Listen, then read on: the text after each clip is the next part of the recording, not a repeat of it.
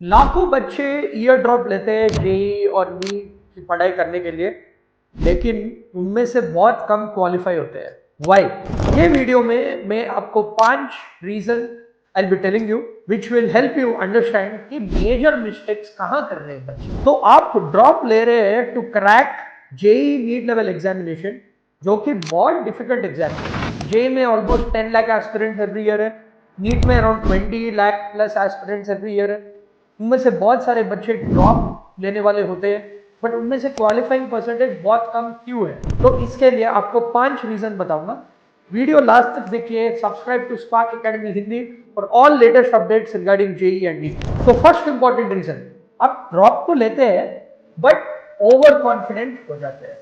Y is there over confidence? बहुत सारे बच्चे ऐसे हैं कि you would have just qualified for JEE और you would have just qualified for NEET, तो you take it for granted कि नेक्स्ट ईयर आराम से उनको सीट मिल जाएगा।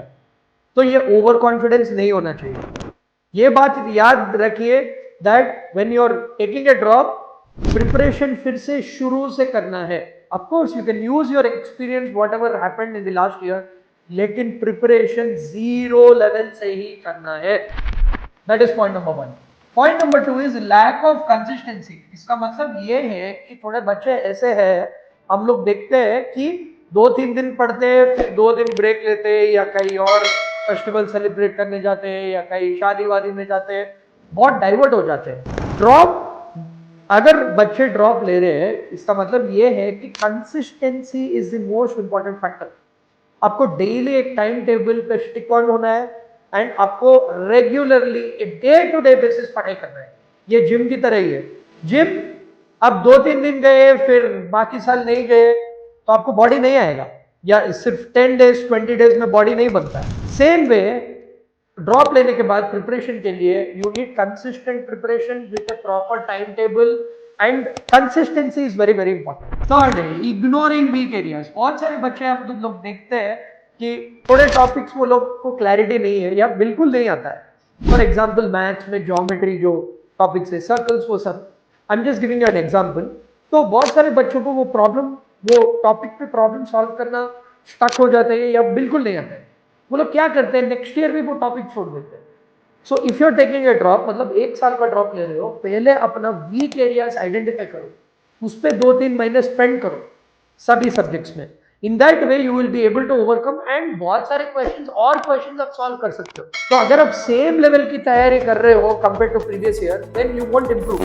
Then fourth is no test analysis. हम लोग देखते हैं कि बच्चे वीकेंड टेस्ट लिखते हैं, मॉक टेस्ट लिखते हैं, लेकिन उसके बाद वो पेपर को लेके बैठते नहीं। वो पेपर को देख के आपको आइडेंटिफाई करना है कि वीक एरियाज कौन सा है, स्ट्रॉन्ग एरियाज कौन सा है, एंड कहाँ आप इंप्रूव कर सकते हो। Thorough analysis, at least 6 to 7 hours of analysis करना है एक एक पेपर के लिए। इन that way you will improve.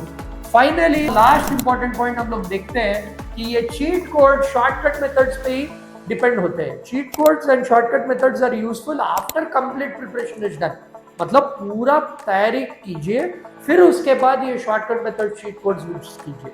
Shortcut methods mathematics subject में है, बट आपको पहले कॉन्सेप्ट समझना है, अप्लाई करना है, फिर अगर आपको टाइम सेव करना है तो रेलेवेंट शॉर्टकट्स यूज कीजिए। आपके प्रिपरेशन के लिए, ड्रॉपर स्टूडेंट्स के लिए, हम लोगों ने एक डॉक्यूमेंट बनाया, चीट शीट फॉर ड्रॉपर्स।